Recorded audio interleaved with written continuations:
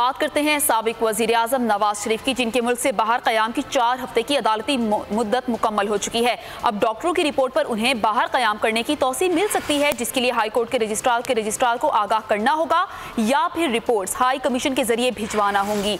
Doctor Adnan कहते हैं नवाज शरीफ को फालिज होने का शदीद खतरा है।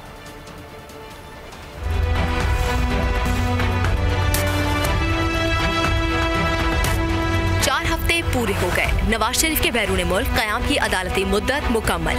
क्या नवाज शरीफ लंदन में ही इलाज कराएंगे या फिर अमेरिका जाएंगे? साबिक वजीर आजम नवाज शरीफ 19 नवंबर को लंदन रवाना हुए थे। नवाज शरीफ के दिमाग के कुछ हिस्से में खून की सप्लाई रुक रही है, जिसकी वजह से प्लेटलेट्स में कमी वाक़या हो रही है। इसका इलाज अमेरिका के शहर बोस्टन के अस्पताल में कराया जा सकता है। नवाज शरीफ के जाती मौलिज डॉक्टर अदनान कहते हैं नवाज शरीफ को फालिज होने का शदीद खतरा है। इलाज कब तक चलेगा, वक्त का तयन नहीं किया जा सकता।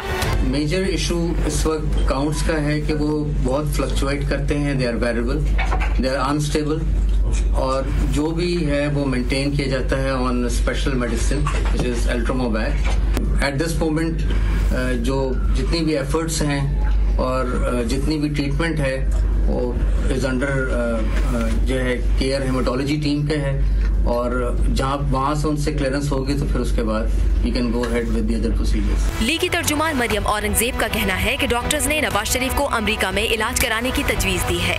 उनके दिमाग को खून पहुँचाने वाली शरीयान 88% बंद है। लाहौर हाई कोर्ट ने साबिक वजीर आजम को 4 हफ्तों के लिए बैरून मुल्क जाने की इजाजत दी थी, जबकि वजारत दाखिला ने उनका नाम ECL से निकालने के बजाय उन्हें एक मरतबा जाने की इजाजत दी थी।